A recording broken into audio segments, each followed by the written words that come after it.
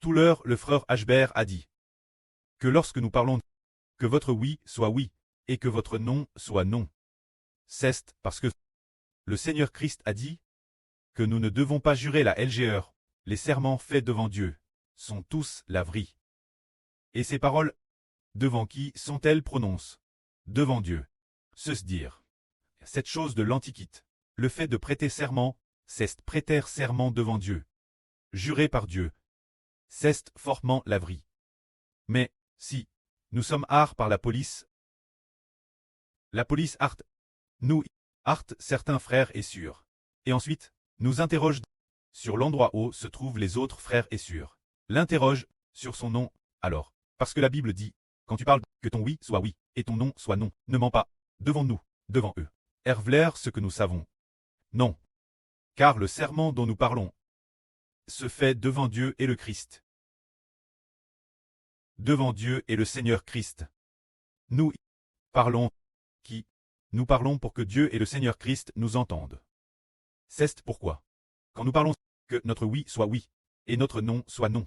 Et de plus, c'est dit devant Dieu, mais, si nous sommes art par la police, ou si, ceux qui appartiennent Satan, nous interrogent, que devons-nous faire? Garder le silence. Ah, il suffit de ne pas répondre. Car, nous n'avons pas besoin, envers ceux qui appartiennent Satan, si l'on dit, qu'ils appartiennent Satan.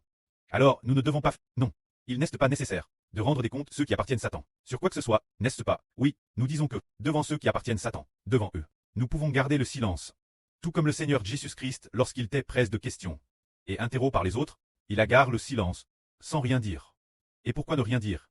C'est pour ne pas herveler les informations sur les frères et sur, parce que, devant qui devons-nous rendre des comptes?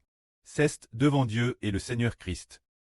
Devant Dieu et le Seigneur, nous disons la vraie. Alors, devant ceux qui appartiennent Satan, devant eux, nous ne devons pas divulguer nos affaires, mais plutôt protéger la sécurité des frères et sœurs. On cesse cela faire preuve de sagesse.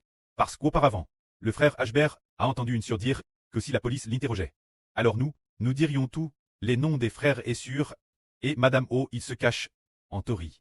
Cela devrait être bien, parce que la Bible enseigne que de dire oui pour oui et non pour non, est-ce correct de herveler cela? Non. Car concernant le fait de dire oui pour oui et non pour non, c'est affaire elle. C'est envers Dieu qu'il faut le faire, envers le Seigneur Christ. Et puis, devant les frères et sœurs, devant Dieu, parler aux frères et sœurs, dire la vraie, mais envers ceux qui appartiennent Satan. Mais si nous parlons ainsi, au contraire, nous offensons Dieu. Nous offensons Dieu au contraire. C'est pourquoi nous devons avoir une telle sagesse. Ainsi, nous saurons comment parler. Devant ceux qui appartiennent Satan. Nous devons être comme des colombes, pures et innocentes. Bien que nous sachions tous beaucoup de choses sur les frères et sœurs, mais nous ne leur dirons pas. Et nous ne dirons rien. Quoi qu'ils demandent, le pré lui-même nous donnera une réponse sage. Eh bien, SR, nous ne mentirons pas non plus. Alors nous ne mentons pas, mais nous ne disons rien. Et c'est tout. Nous ne disons rien. Quoi qu'ils demandent, nous ne disons rien du tout. Ou nous ne parlons que de Dieu et du Seigneur. Alors nous n'arriverons pas faire en sorte que les frères et sœurs, cause de nos paroles, soient pris au pige, parce que leurs intentions ne sont pas pures. Le but de ceux qui nous interrogent n'est-ce pas pur? C'est de piger les frères et sœurs. Ainsi, nous aurons cette sagesse concernant cette affaire. Nous devons faire la distinction. Quand nous parlons oui doit être oui et non doit être non. C'est devant Dieu, devant le Seigneur, qu'il faut dire la vraie. Mais devant ceux qui appartiennent Satan, nous pouvons ne pas parler. Nous n'avons pas parlé. Ou si nous devons parler, nous ne pouvons que rendre témoignage l'évangile du Christ, témoigner de Dieu, témoigner du frère Hébert.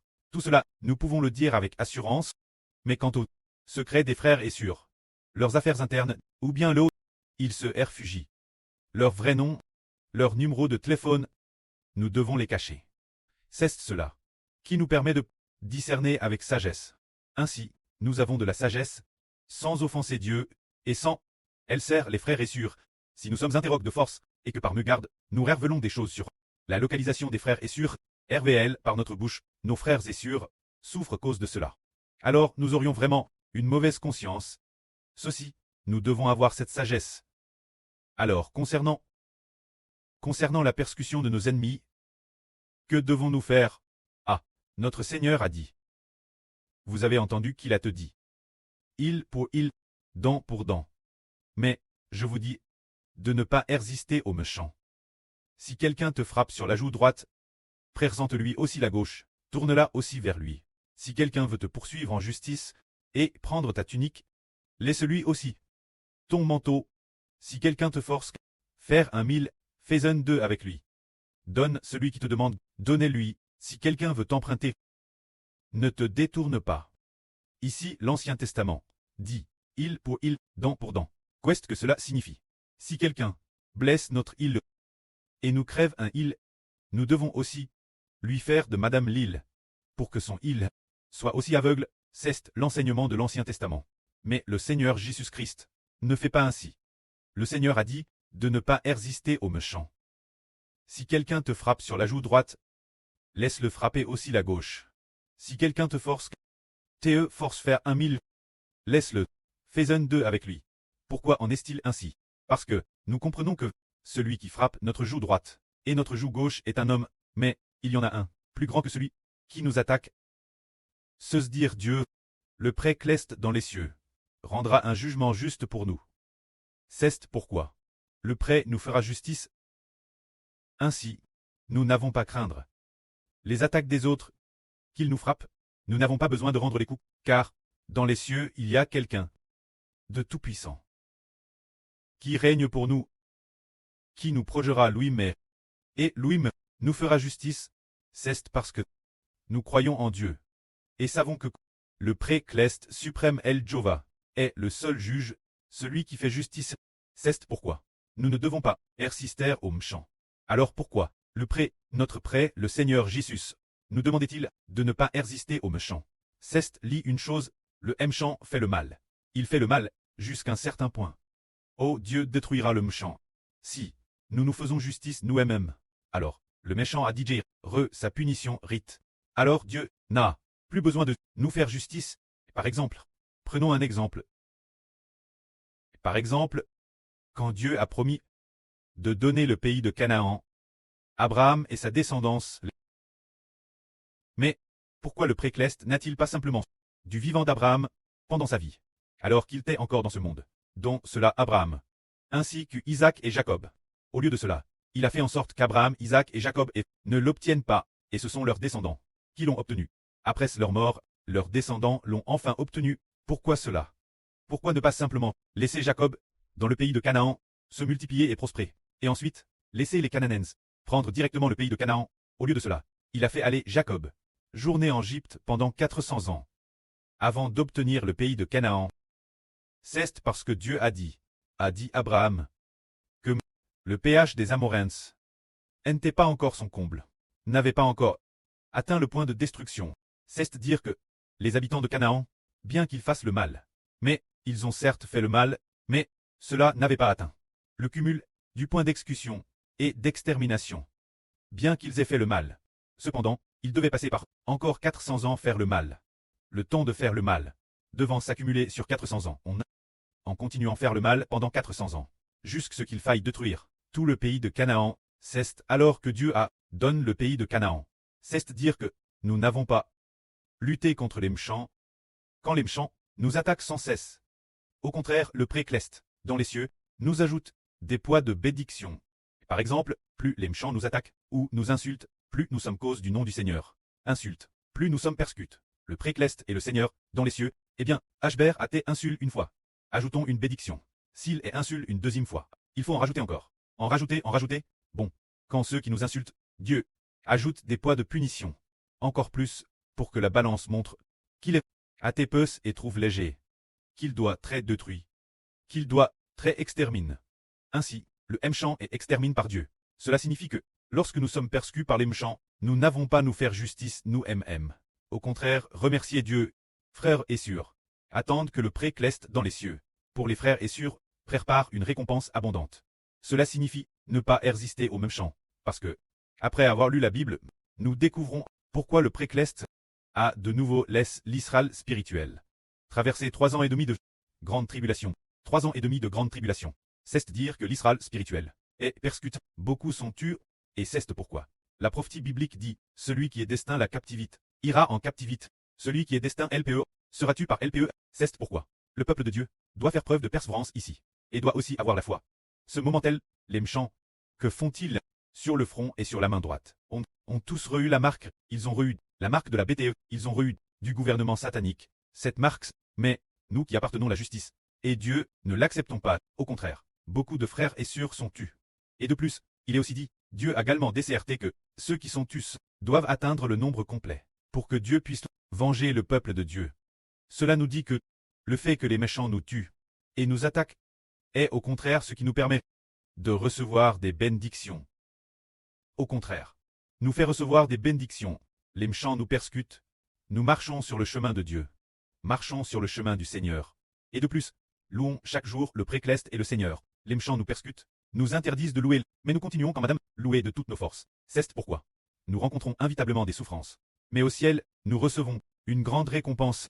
Et de plus, ceux qui nous persécutent, le prêt, eh bien, quand ils nous persécutent un peu, le prêt décidait d'enregistrer cela comme une mauvaise action de plus, d'enregistrer le mal qu'ils font juste qu'ils doivent rejeter dans elle tangue de feu et de soufre. Le méchant ne sera plus jamais retrouvé. Le précleste l'exterminera. Donnons maintenant un autre exemple. Celui qui dirige le monde actuellement est le diable Satan. Il dirige le monde. Il veut diriger le monde, jusqu'à ce qu'un nombre soit atteint. Mais la fin, qui pourra s'emparer de cette autorité?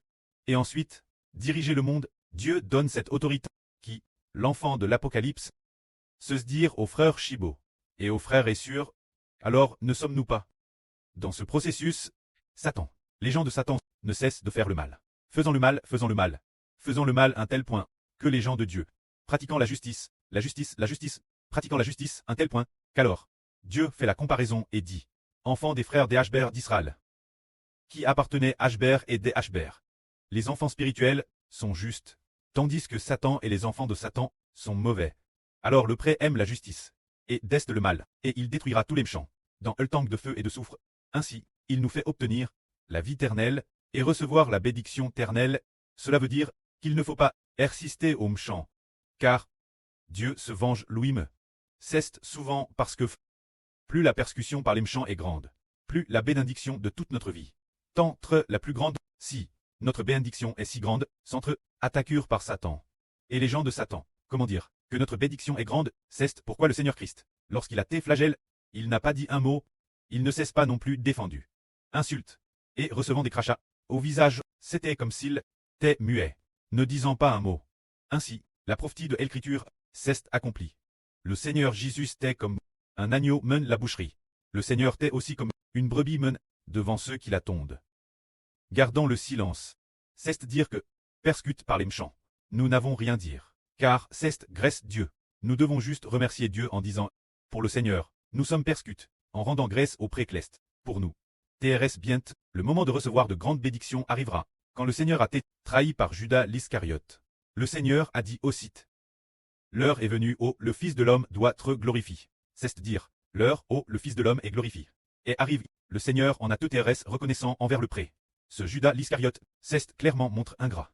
Et de plus, il a trahi son propre Seigneur, il semblerait que le Seigneur aurait de se défendre. On pourrait dire qu'il aurait de se faire justice.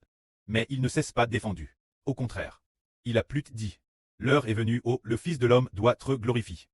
Le Seigneur a compris. Le Seigneur a commencé, très glorifie immédiatement. C'est dire que, si les méchants font le mal, laissons-le faire le mal. Et si les méchants nous persécutent, laissons-le nous persécuter, et contentons-nous de faire de notre mieux pour pratiquer la justice. Car, dans les cieux, il y a un Dieu juste et droit. Assis sur le grand trône blanc. Il, selon tout ce que chacun a fait. Le moment venu, soit accordera des récompenses, soit exercera la rétribution, car Dieu est impartial. Que la gloire soit auprès et au Seigneur. Amen.